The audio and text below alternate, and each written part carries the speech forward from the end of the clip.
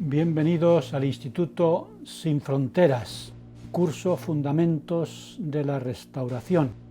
Este es un vídeo de preparación de la lección número 10, Seguir a los profetas vivos del Señor. En esta lección hay dos preguntas que se quieren responder. La primera es, ¿cómo afecta a mi vida la existencia de profetas vivos? Y la segunda es, ¿de qué manera los profetas vivos me dan guía y me bendicen? Hay varias secciones en esta lección. La primera sección responde o trata de responder a la siguiente pregunta: ¿qué bendiciones recibo cuando sigo a los profetas del Señor? En Doctrina y Convenios 21 tenemos la revelación que se dio el día en que se organizó la Iglesia, el 6 de abril de 1830. Y en el versículo 1 de esta sección se muestran los dones espirituales que tiene el profeta del Señor: vidente, traductor, profeta, apóstol de Jesucristo. Y en el versículo 6 tenemos algunas de las bendiciones que tenemos o que obtenemos cuando seguimos a los profetas. Por ejemplo, el Señor dispersará los poderes de las tinieblas, las puertas del infierno no prevalecerán contra vosotros y hará sacudir el Señor los cielos para vuestro bien. Las tinieblas del error y la mentira llenan este mundo, y eso da poder a Satanás, que impide con todas sus fuerzas que recibamos las bendiciones del cielo. Las palabras de los profetas acaban con esas tinieblas, como estamos leyendo, y nos abren las ventanas de los cielos con sus muchas bendiciones. Debemos leer el discurso del elder Ulises Soares, titulado «Los profetas hablan por el poder del Espíritu Santo». En este discurso el elder Soares nos dice que los profetas son un regalo de Dios para nosotros, que nos fortalecen y nos hacen la vida más segura, más fácil y más feliz.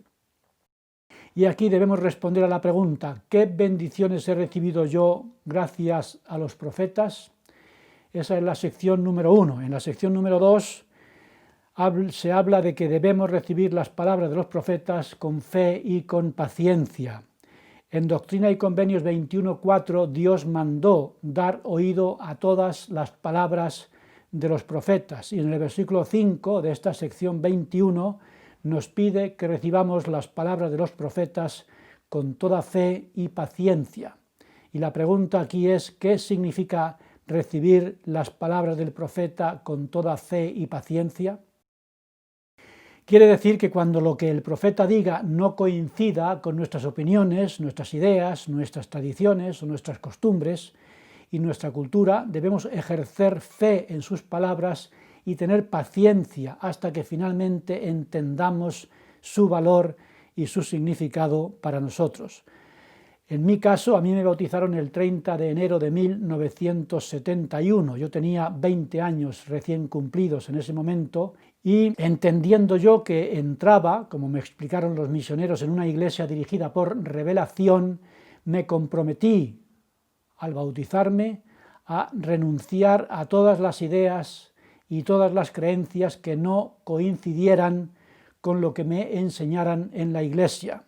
Han pasado 50 años y me doy cuenta de que ese compromiso ha facilitado la transición de la apostasía a la restauración, me ha ayudado a hacer los cambios necesarios en mi vida y ha abierto la puerta a mi desarrollo personal. Y mi experiencia ha sido muy positiva, porque el Espíritu me ha ayudado a aceptar las palabras de los profetas de una manera natural, porque siempre ha confirmado en mi mente y en mi corazón las palabras de los profetas, a veces incluso antes de escucharlas. Y tengo mi testimonio de lo que leemos en Doctrina y Convenios 1.38, de que la voz del profeta es la voz de Dios. Debemos, por tanto, leer el discurso sobre este asunto del elder Neil L. Andersen, el profeta de Dios, que en este discurso nos dice que si nuestras ideas no coinciden con lo que diga el profeta, hagamos dos cosas. Una, meditarlas hasta entenderlas. Y 2, ajustar nuestras ideas y opiniones a lo que dice el profeta y ver qué pasa. Leer el discurso también de la hermana Carol F. McConkie en esta lección, titulado Vivir de acuerdo con las palabras de los profetas, en el que nos pide que sigamos al profeta, aunque eso signifique estar en contra de la mayoría, porque eso nos ayudará a edificar nuestra vida sobre un cimiento seguro. Después de este discurso tenemos un ejemplo en la historia de la Iglesia en el que Brigham Young cuenta el rechazo de muchos miembros de la Iglesia de entonces a la revelación sobre los grados de gloria de la sección 76 de Doctrina y Convenios. Decía Brigham Young que muchos apostataron porque eso no coincidía con lo que siempre habían aprendido sobre el destino de los inicuos después de la muerte. Y Brigham Young reconoce que a él también le costó aceptarlo, porque eso estaba en contra de lo que a él le habían enseñado o de las tradiciones que él había recibido. ¿En qué consistía ese rechazo? Eso es un asunto para estudiarlo, puesto que lo trataremos en la lección. Y en la sección tercera habla de los profetas y la enseñanza de la verdadera doctrina. En esta sección aprendemos lo que significa el orden en la revelación. Por tanto, este es un asunto a estudiar, el orden en la revelación, que nos enseña, por ejemplo, Doctrina y Convenios, sección 28, versículos 2 y 7, sobre el orden de la revelación, o qué problema hizo necesaria esta revelación de la sección 28, y qué nos enseña Doctrina y Convenios 43, versículos 1 a 7, sobre este mismo asunto con respecto a la revelación o al orden en la revelación, qué problemas de la Iglesia hicieron necesaria esta revelación de la sección 43. Este será un debate interesante durante la clase, por tanto debemos estudiarlo bien. Y otra pregunta es, ¿qué nos enseña el elder D. Todd Christofferson en su discurso La doctrina de Cristo? En este discurso nos habla sobre el papel de los apóstoles de dar a conocer la voluntad de Dios y de corregir las desviaciones doctrinales. Así que estudiemos este discurso para debatir este asunto tan interesante e importante. Otro discurso que tenemos es el elder Neil L. Andersen, titulado La prueba de vuestra fe. Y la pregunta es, ¿qué nos enseña este discurso sobre el papel de los apóstoles en la enseñanza de la doctrina? ¿Qué nos enseña también el elder Neil L. Andersen en su discurso El profeta de Dios sobre las razones para seguir al profeta? Estos discursos son muy interesantes que estudiemos para poderlos debatir después. La pregunta también sobre otro discurso, el elder David A. Bednar, de un discurso Escogidos para dar testimonio de mi nombre. Y la pregunta es, ¿qué nos enseña el elder Bednar en este discurso sobre las ventajas de tener como apóstoles a personas ancianas en lugar de personas jóvenes?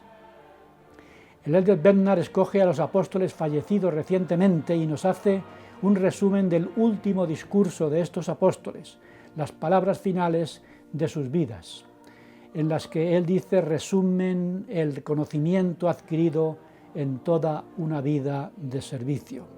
Por tanto, la pregunta es, ¿qué nos enseñan todas estas experiencias?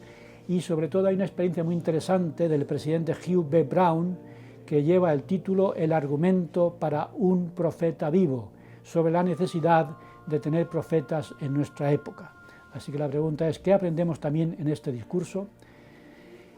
Estos temas que se desarrollan en estas secciones van a dar lugar a 6 preguntas para debatir en los trabajos de grupo. Las preguntas son las siguientes. La número 1. Según Doctrina y Convenios 21.6 y según las palabras del elder Soares en su discurso Los profetas hablan por el poder del Espíritu Santo, ¿qué bendiciones recibimos cuando seguimos a los profetas? ¿Y qué aprendemos de la experiencia del presidente Hugh B. Brown en el discurso El argumento para un profeta viviente? Punto número 2 para el debate. En Doctrina y Convenios 21.5 el Señor nos pide que recibamos las palabras del profeta con toda fe y paciencia. ¿Qué significa esto? Punto número 3. ¿Qué consejos nos da el elder Neil L. Andersen en su discurso El profeta de Dios? si nuestras ideas no coinciden con lo que diga el profeta. Punto número 4. ¿Qué problemas hubo entre muchos miembros de la Iglesia cuando se recibió la revelación de Doctrina y Convenio 76 sobre los grados de gloria? Y punto número 5. ¿Por qué se dieron las revelaciones de las secciones 28 y 43 de Doctrina y Convenios? ¿Y qué aprendemos sobre el orden de la revelación en estas secciones? ¿Qué enseña el elder D. Todd Christofferson en su discurso La doctrina de Cristo sobre el papel de los apóstoles sobre este mismo asunto? Y finalmente el punto número 6, ¿cómo responderíamos a quienes nos criticaran o a quienes criticaran que la Iglesia esté dirigida por una gerontocracia? ¿Qué nos enseña el elder Bednar en su discurso Escogidos para dar testimonio de mi nombre sobre las ventajas de tener como apóstoles a personas con madurez y experiencia? Muy bien, pues esta es la lección para el martes. Muy interesante y muy importante. Leed toda la lección y preparaos porque vamos a tener debates muy útiles para nuestra comprensión de lo que es el orden de la revelación en la Iglesia de Jesucristo, que tenemos profetas vivos. Hasta el martes.